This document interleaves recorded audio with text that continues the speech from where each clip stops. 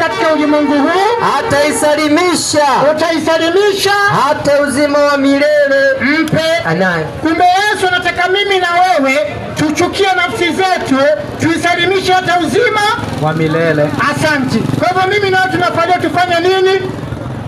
Tujisalimishe, si ni kweli? Yes. Hebu mwalimu rudia nini maana kujisalimisha?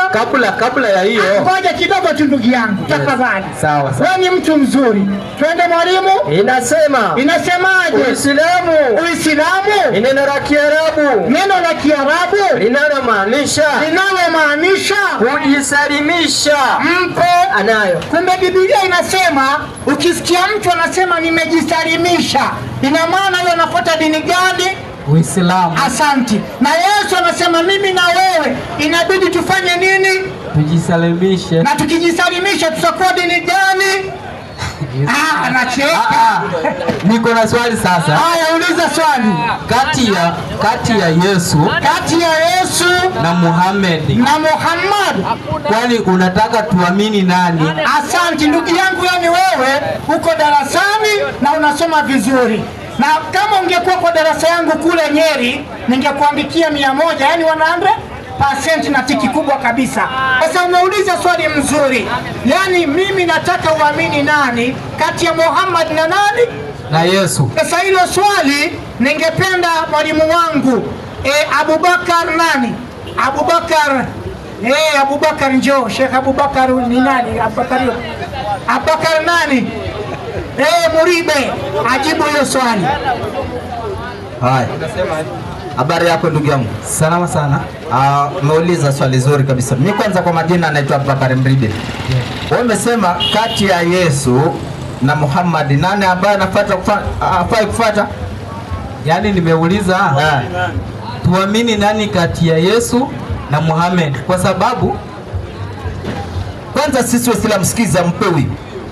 Sisi Waislamu kwanza tunaamini hivi. Mwalimu, nipige 236 Qur'an. Sisi Waislamu tunakaa hivi. Alafu ndio tupatie vitu. Twende vitu mwalimu. 2 ngapi? 236 Qur'an. Aya 236 Qur'ani. Safiri. Kwa jina la Mwenyezi Mungu mwingi wa rehema mwenye kurehemu. 236. 36. Aya sadaka inasema hivi. Safiri.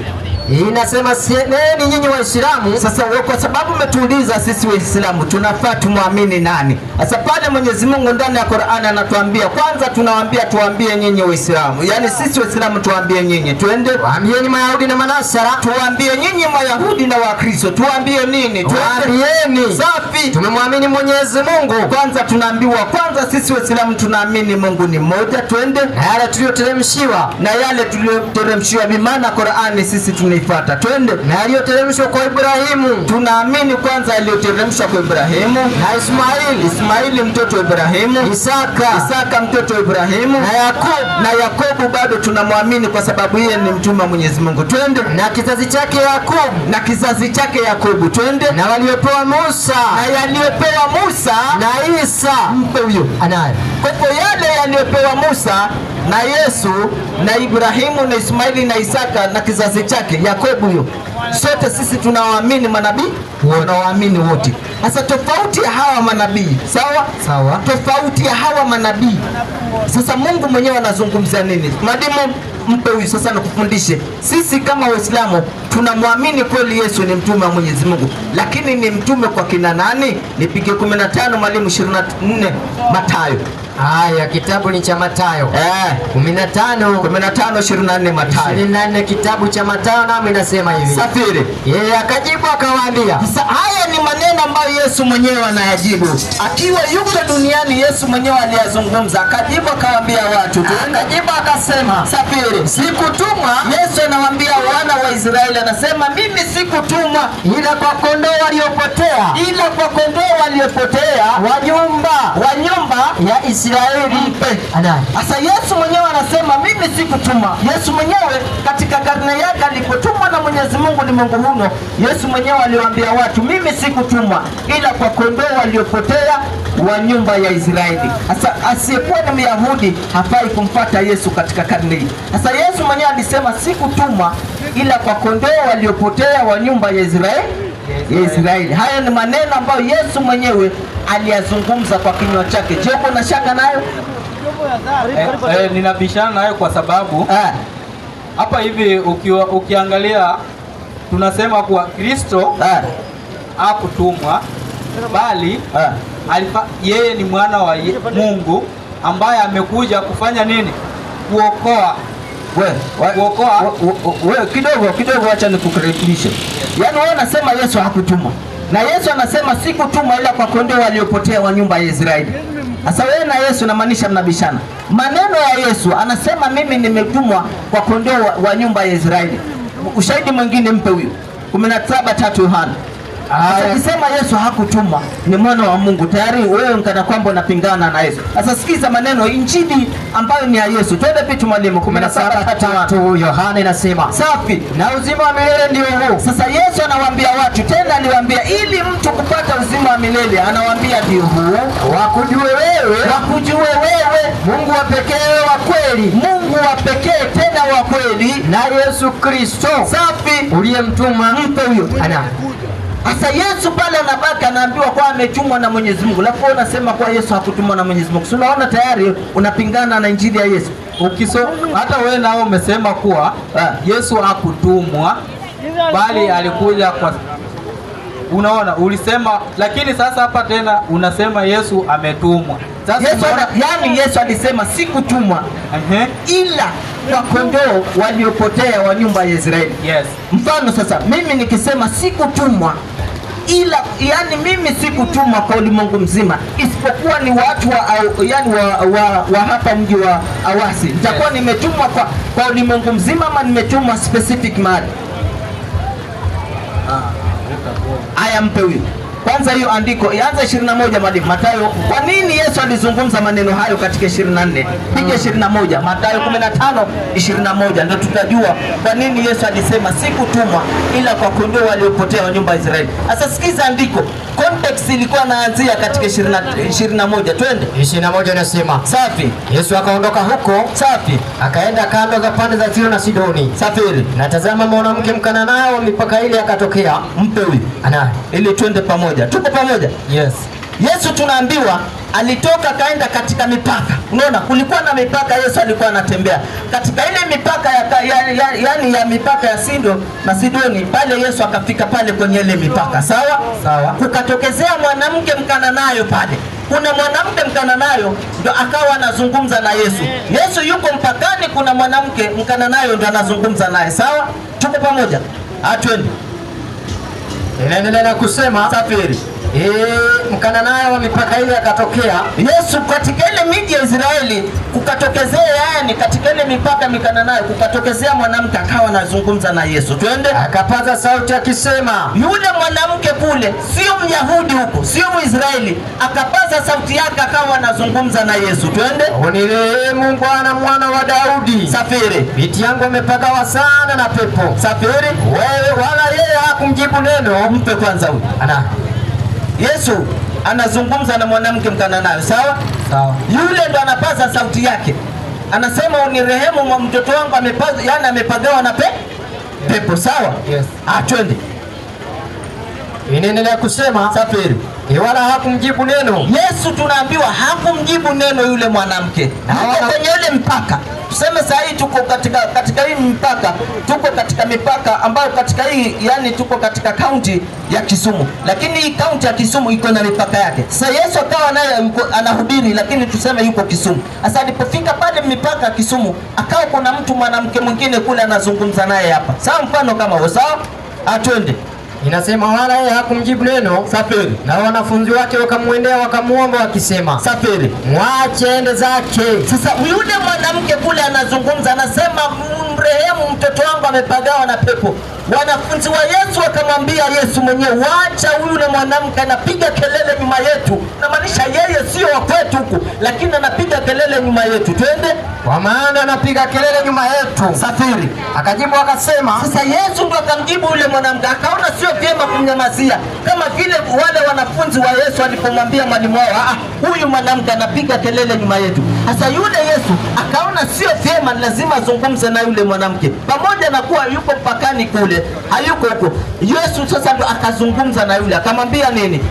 Akajibu akasema sikutumwa. Akamwambia sasa sikutumwa, yani anazungumza, mimi niko bioni, huko ni bioni huko, mimi niko huko. Ndio yule Yesu anamwambia yule mwanamke Mkananayo, anasema sikutumwa ila kwa kondoo, ila kwa kondoo waliotumwa, waliopotea safi wa nyumba safi ya Israeli. Mpe huyo.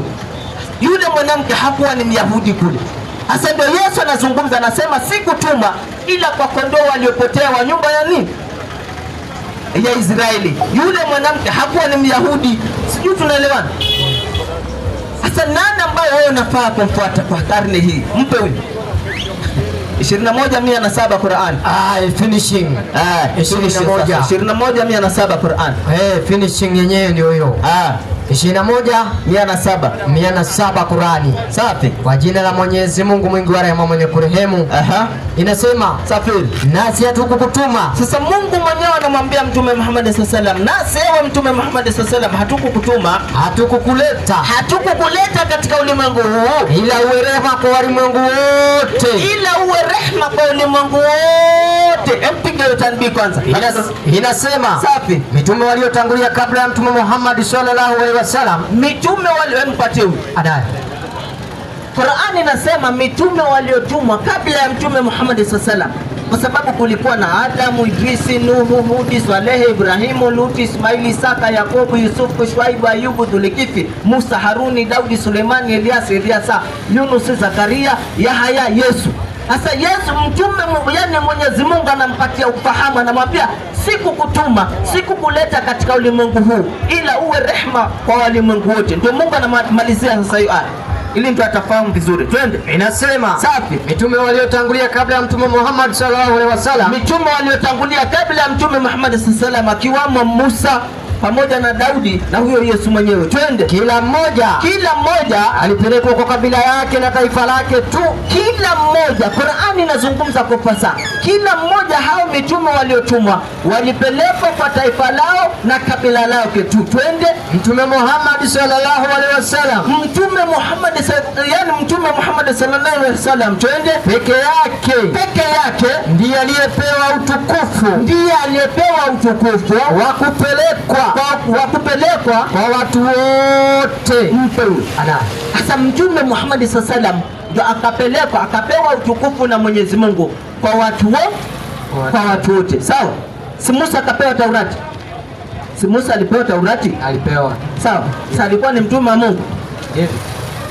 Alikuwa mtume wa Mungu. Sasa alikuwa ni mtume wa Mungu. Yes. Sasa sikiza, hiyo Taurati yenyewe ilikuwa inaishia ulimwengu mzima ama ni vipi? Mko huyu. Malaki 4. Malaki 4. Haya, kitabu ni cha Malaki 4. Kwa Musa kapewa Taurati. Sasa hiyo Taurati Mungu mwenyewe anatuambia nini? Twende. Inasema ikumbuke Taurati ya Musa, yani ikumbuke Taurati ya Musa, mtume wangu huyo ambaye alikuwa ni Musa. Twende. Niliyemwamuru safi huko Herobu kwa ajili ya Israeli wote. Mpe huyo. Ndio maana Taurati yenyewe Musa kapewa, lakini hiyo Taurati ilikuwa inaishia kwa wana wa Israeli. Ndio pale Qur'ani kasema Mtume Muhammad sallallahu alaihi wasallam ndiye aliyepewa utukufu kwa watu wote. Mpaka wewe ni mtu, nafaa wewe umpate mtume utasalimika. Sasa hapo hivyo kidogo. Unataka kusema Musa ndiye Muhammad?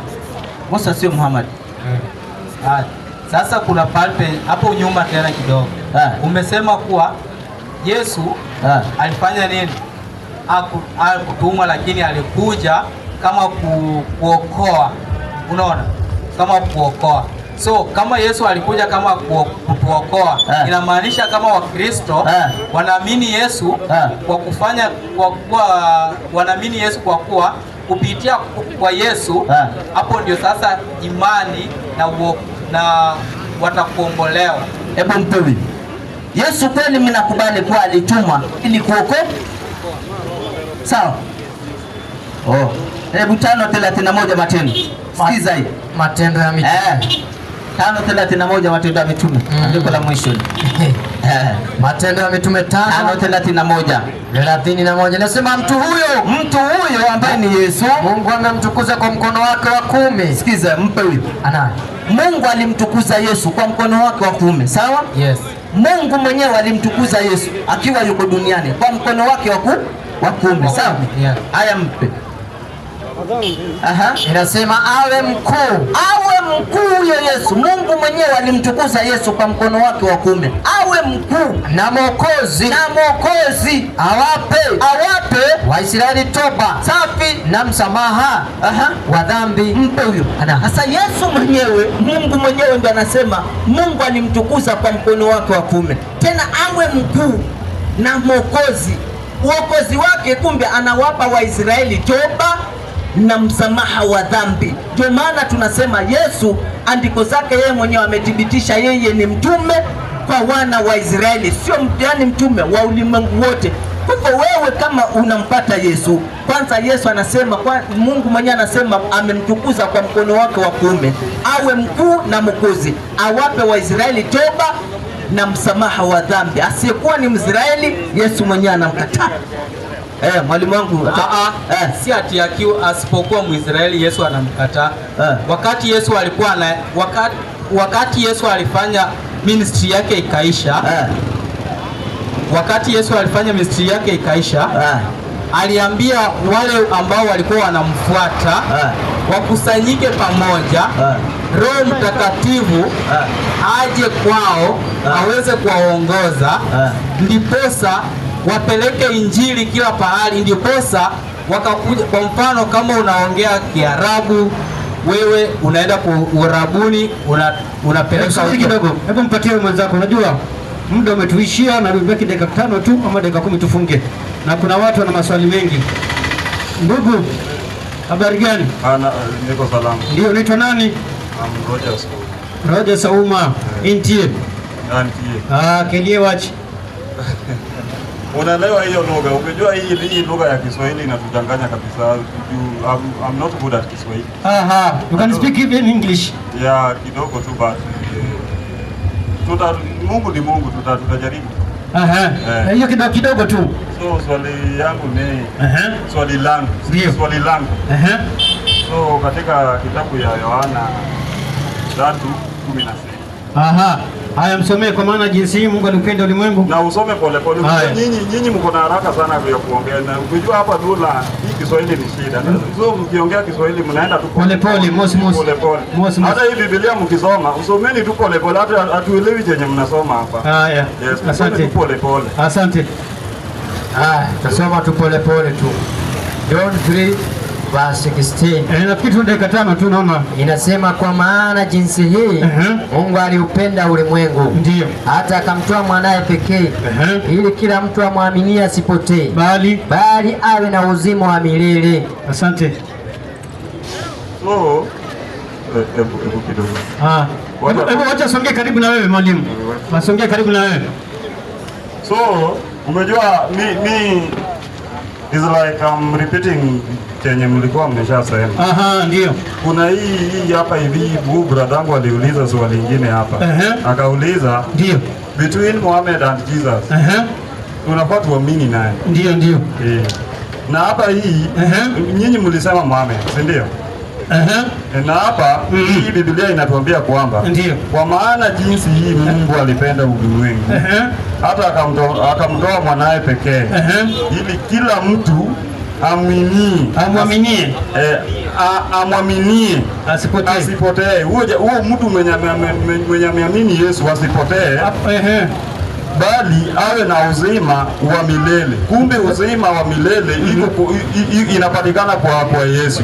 Yesu mwenyewe. Ndugu yangu, umesema vizuri, umetoa 3:16, umesema niende polepole. Na mimi wacha niende polepole. Maandiko umesema kwa maana jinsi hii, sawa? Mungu alipenda nini? Ulimwengu. Akamtoa nani? Mwanawe. Huyo mwana ni nani? Yesu Kristo. Imetaja hapo Yesu? Si ni Yesu Kristo. Imetaja. Usiongeze usipunguze. Nimesema hivi. Biblia sio hivi. Usiongeze. Huyo mwanake ni nani? Sasa ndio unauliza. Huyu mwana ni nani? Si ni Yesu Kristo. Sasa subiri. Mungu ana watoto wangapi? Umejua hiyo in high school. Ngoja kidogo. Wewe subiri kijana. Ngoja kidogo. Wacha mimi ndio niongee. Hata wewe uliongea akanyamaza. Sasa wewe nyamaza. In high school mimi nimefanya literature. So kuna hii kwa set book. Kuna types of nini? Kuna rhetoric questions. Maswali balagha. Umejua chenye umeniuliza? Hiyo ni maswali balagha. Mungu ako na watoto wangapi? Umeniuliza maswali balagha yenye haina majibu. Haina majibu. Hebu mpatie wewe kwa nini jibu? Mungu ako na Mungu ni muumbaji. Very good. Sio mzazi. Ni muumbaji. Sio mzazi, si kweli? Mungu nani? Fanya hivi. Wewe ndugu yangu yuko mwisho. Nakuomba kidogo kuwa na heshima. Hawa ulipokuwa unazungumza walinyamaza. Sasa na wewe nyamaza tu. Huwezi kuwa ni mwalimu mara moja na kuwa ni mwanafunzi mara moja. Wacha nithibitishe hii nini yangu. Hebu subiri kidogo. Kwa maana jinsi Mungu alipenda nini? Ulimwengu. Hata akamtoa nani? Akamtoa mwanawe. Haikutaja jina, kweli si kweli? Sasa huyu mwanawe ndio nataka nikwambie nitoe kwa Biblia. Toa. Huyu mwanawe. Nisaidie.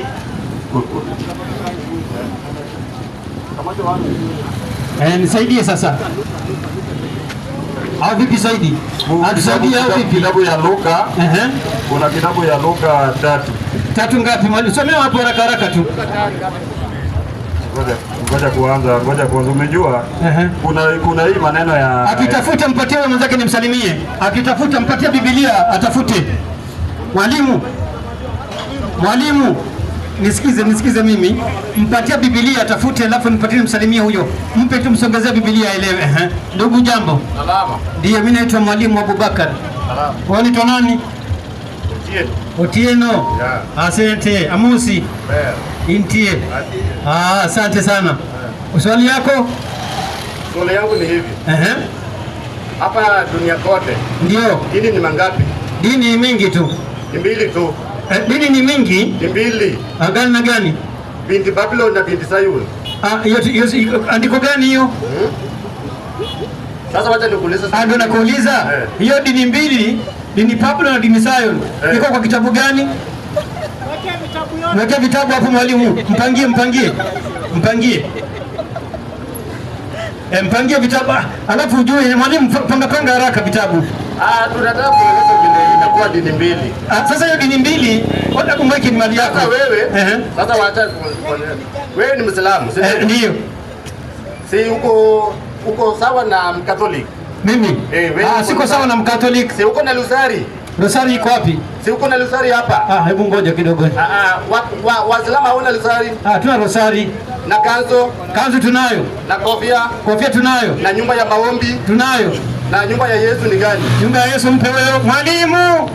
Mpe wewe 4:16 Luka haraka. 4:16 Luka. Inasema nyumba ya Yesu tulia mzee, tulia. Akaenda Nazareti. Ndio. Hapo alipolelewa. Na siku ya Sabato akafanyaje? Akaingia katika sinagogi kama ilivyokuwa desturi yake. Mpatie. Anayo. Awada, subiri kidogo. Yesu aliingia katika nyumba ya ibada. Nyumba ya maombi. Inaitwa synagogue. Inaitwa nini? Synagogue kwa Kiswahili maana yake nini? Nyumba ya maombi. Inaitwaje kwa Kiswahili? Nyumba ya maombi. Haya, muoneshe hapo mwalimu. Hakuna mjalio jana shule, muoneshe hapo. Kibaki alimaliza kazi. Nasema muoneshe, tulia nakuja. Ndio hii hapa. Inasema sinagogi. Ndio. Sinagogi. Msikiti mpe wa Wayahudi. Kumbe sinagogi ni nini? Sasa sinagogi ni msikiti ya Wayahudi. Yesu aliingia wapi? Msikiti ya Wayahudi. Na wewe unaingia wapi? Na sasa tusome tena ingine. Soma. Mathayo 6:5. Haya. Yesu aliingia wapi, si ndio? Haya, msomee. Haya, Mathayo 6:5. Mathayo 6:5 inasema hivi. Inasemaje? Tena msalipo sio kama wanafiki. Kwa maana wao wanapenda kusali hai wamesimama katika masinagogi. Ndio. Na katika pembe za njia ili waonekane na watu. Ndio. Amina nawaambia wamekusha kupata thawabu yao. Endelea. Inasema bali wewe usalipo, ndio, ingia katika chumba chako cha ndani na ukishafunga mlango yako, ndio, Baba aliye sirini aonaye sirini atakujaza. Mpe maji. Sasa unasikia? Nasikia. Sasa kama unaenda msikiti, unafanya kitu gani? Mungu amesema kidogo msikiti. Ni uko sawa na Mkatoliki. Uko sawa na Mwenyezi. Hebu subiri kidogo. Wewe uendi kanisani? Mimi naenda kanisa. Very good. Kanisa ni jumba ama si jumba? Kanisa si nyumba. Kanisa ni Yesu. Kwa hivyo unaenda kwa Yesu? Kanisa ni Yesu. Ngoja kidogo. Unaenda kwa Yesu siku ngapi kwa wiki? Nyumba ya Baoni. Ngoja kidogo. Unaenda siku gani? Kila siku. Kwa Yesu? Kwa Yesu. Ni wapi huko? Ni wapi? Kanisa la Yesu. Wapi? Hapa wazi hakuna kanisa la Yesu. Mpatie huyo. Kanisa la Yesu ni Mungu. Ni mwalimu. Mwalimu. Naam. Sasa Yesu mwenyewe 72:18 Qur'ani aliingia wapi? 72. Naona maswali yalikuwa mengi huko nje na dini mtu mmoja pale. Maliza. Haya 72:14 kitabu cha Qur'ani. Inasemaje? Inasema na kwa hakika ndio misikiti yote ndio ni ya Mwenyezi Mungu. Mpe. Anayo. Misikiti yote ni nyumba ya nani? Sasa tusome. Angalia kidogo. Misikiti yote ni nyumba ya nani? Mungu alisemaje? Alisemaje? Yesu mwenyewe alisemaje? Yesu alisema. Soma Luka 4:16. Asante msomee. Asante. 4:16 kitabu ni cha Luka. Alafu naona itakuwa swali letu la mwisho mpaka kesho Teremka. Inasema akaenda Nazareti. Ndio. Hapo alipolelewa na siku ya Sabato akaingia katika sinagogi kama ilivyokuwa desturi yake. Mpe. Soma. Endelea. Akasimama ili asome. Akapewa chuo cha nabii Isaya. Akakifungua chuo. Akatafuta mahali palipoandikwa, Roho wa Bwana yu juu yangu, amenitia maana amenitia mafuta kuwahubiri maskini habari njema. Amenituma kuwatangazia wafungwa wa kufunguliwa kwao. Maliza. Na vipofu kuona kwao tena. Amefanya. Mpatie. Yesu, ngoja kidogo, mchukue mic ni yako. Ngoja ni yako, mpe mic. Subiri kidogo. Hayo Yesu kuwafungua macho, kufanya viwetu watembee, alifanya katika nyumba inaitwaje? Alafu hawa ngoja kidogo. Hawa walifukuza Yesu. Subiri, hakuna mtu alifukuza Yesu. Tusome tu. Haya, mpatie. Walifukuza Yesu kwa sinagogi. Wakamtoa nje ya mji. Mpe mwalimu. Ninyi mlifukuza Yesu kwa sinagogi. Mpatie some. Soma tu. Mpatie. Kumbe amekubali, kumbe mwalimu. Kwanza amenifurahisha. Amekubali kumbe Yesu alikuwa anaingia wapi? Sinagogi. Ambayo sinagogi ni nini? Msikiti. Asante, maliza sasa. Walimfukuza. Inasema ndio. Akaenda Nazareti. Hapo alipolelewa. Ndio. Na siku ya Sabato akaingia katika sinagogi. Alafu teremka mpaka 44. Akaenda katika sinagogi. Ndio. Kama ilivyokuwa desturi yake. Teremka chini, mwalimu, ilikuwa chini pale. 44 wakamtoa nje ya mji. 44. Inasema basi alikuwa akihubiri katika masinagogi yao Galilaya. Ndio. Haya, mpatie. Ndugu yangu, subiri kidogo. Sinagogi maana yake nini?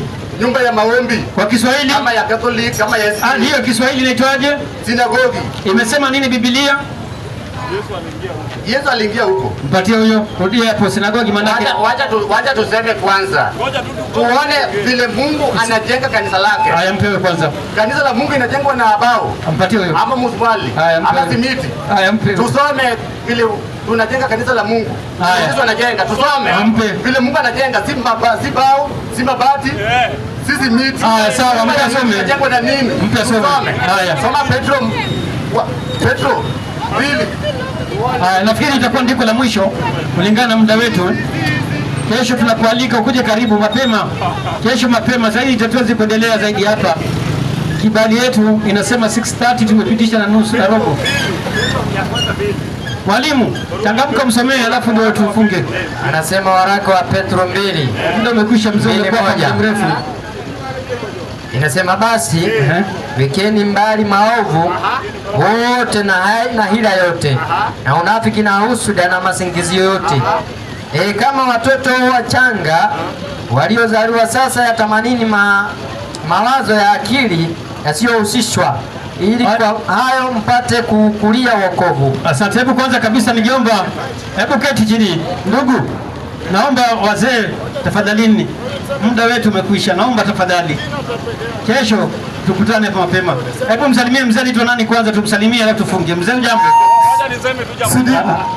Ujambo. Mimi naitwa Musa. Musa? Yes. Muislamu? Sio Muislamu, Mkristo. Mkristo. Yes. Sasa bwana Musa, naomba tuheshimu muda na tuheshimu pia serikali. Muda wetu umekwisha.